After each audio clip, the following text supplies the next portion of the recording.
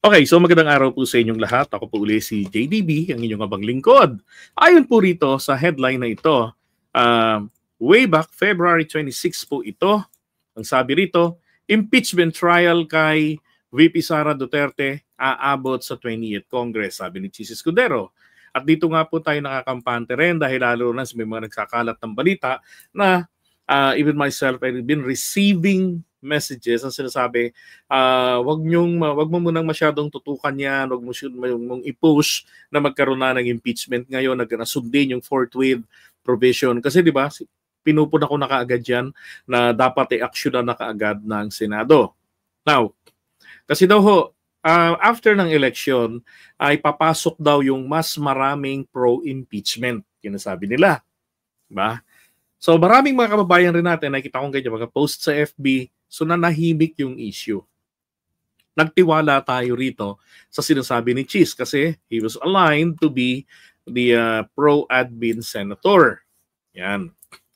Ngayon, ayon sa balita, the earliest possible trial date daw po pala would be July 29 or 30. Okay? No.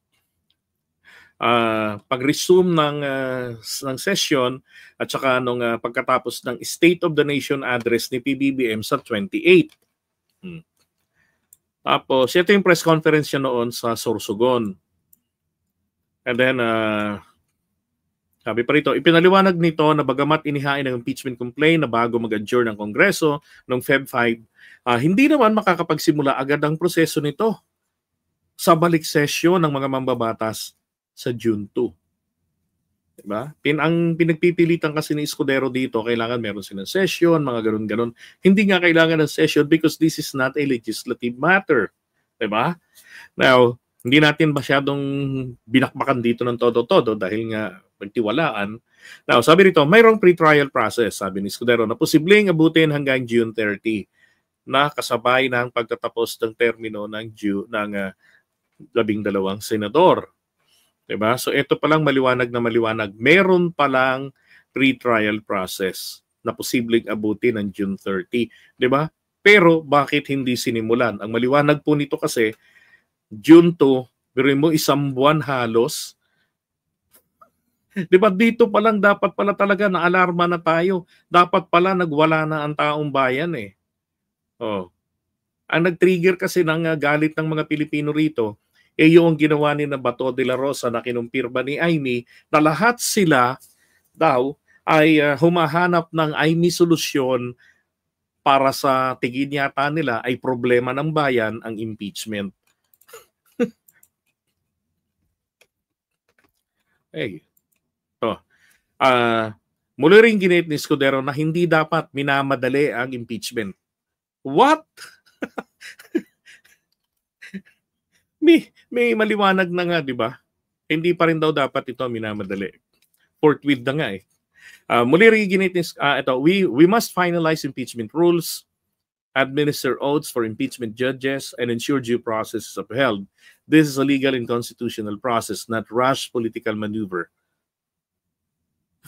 Ano? This is a political maneuver? Sa tingin niya?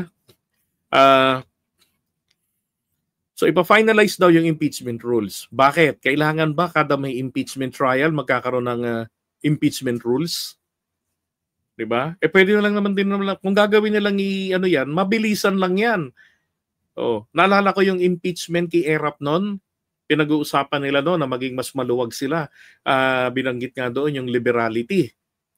Diba? Doon sa impeachment kasi hindi naman sila totoong korte. It's just a quasi-judicial body sila. At hindi kinakailangang patunayan yung mga bintang ng beyond reasonable doubt. Preponderance of evidence, magpresenta ka ng mga matitibay na ebidensya, yun lang sapat na. And then, mag-administer pa ng oath ng impeachment, diba? So, alam niya na may mga proseso pang dapat gawin. Diba? Talagang na-neglect lang talaga rin natin itong hindi natin inisip na may maitim na balak itong si Chis. Sabi pa, samantala sinabi pa ni Escudero na isang constitutional check sa mga opisyal ng gobyerno ang proseso ng impeachment laban sa Vice Presidente. And apparently, mga kababayan, ang Senado ay hindi po kabilang sa impeachable officials. Ang tanong po, bakit kaya sila hindi kabilang sa mga impeachable officials? Kayo po ang sumagot. Okay, sabi rito, if she's innocent, she has nothing to fear. The Senate and House of Representatives are simply doing their jobs, ensuring accountability. Ang sarap pakinggan.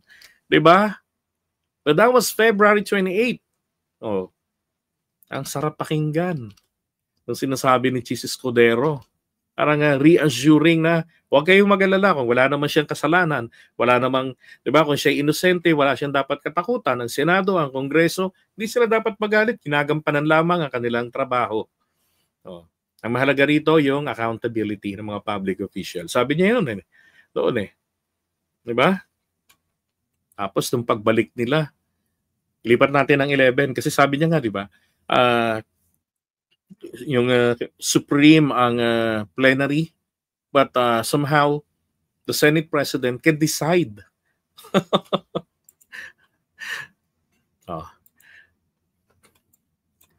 Ito, noong February 28 din, Chis set start of impeachment trial on July 30. Diba? Talagang loko si Chis Ito yung mga scheduling niya, ng mga sinasabi niya. Yan, 12 incoming senators in the next 28th Congress. Escudero proposed to take their oaths as judges on July 29. My goodness. Oh. So pagtapos pa ni PBBM, baka nga hindi pa abutin talaga to ng ganyan na magti-take ng oath talaga yung mga senator judges na coming from the 28th Congress para magkaroon ng bisa ang kanilang pakikipag-usap na pagtutol diyan sa pagpapatuloy ng impeachment. Sabihin na Chis niyan, mga kababayan, ako talaga sinabi ko sa inyo, tatawid ang impeachment sa 28th Congress. Ang problema, tumawid ito, hindi po nila pinayagan. Patay. Di ba? Ito pa. Ito pa yung tanong ko sa inyo, mga kapatid. Sabihin na nating pumayag ang 28th Congress na dahil sa public pressure, pumayag sila na magpatuloy ang impeachment sa kanila. 28th Congress, ha? So yung mga senators na naiwan ng 19th Congress, so lilitisin nila si Sara. Kasi nga naman, this is Senate is a continuing body. 'Di ba? Continuing institution. So ganoon din yung kanyang lalo na yung korte, ng impeachment court. Ang tanong ito, dapat ba merong quorum na i-require yung 12 majority? So 12 plus 1, 13 senador. Dapat ba mag-require ng quorum sa 28th Congress? Oh. Kasi ganito po yung naiisip ko rito. Pwede ho nilang payagan ang pagpapatuloy ng impeachment pero gagaguhin nila. Kung i-require po ang everyday, yung day-to-day na presence po nila, na 13 dapat at least ng mga senador ay pwede nang magsimula sila ng paglilitis, nako, malamang sa malamang po nito, magpo-protesta yung mga DDS senators, yung mga DDS block. 'Di ba? Haharangin nila yan na hindi makakuha ng quorum. So ano mangyayari? Sayang yung araw-araw walang quorum. Oh, 'di ba? And again, sabi nga po ni Senator Gatchalian, rules can be amended. Rules can even be suspended. So dapat hindi na po nila i-require ang quorum. 'Di ba? At least merong isa o dalawang senador sapat na para magpatuloy ang paglilitis. Oh. Hindi ho po pwedeng absent na ni Chis Escudero yan. Na-absent siya para walang presiding officer. Hindi pwede yun. Yan ay mandato niya. Di ba? So pagka ganun, dapat magkaroon ng rules ang Senate sa impeachment para ma-preempt yung pagtenga ng impeachment trial, para mapigilan.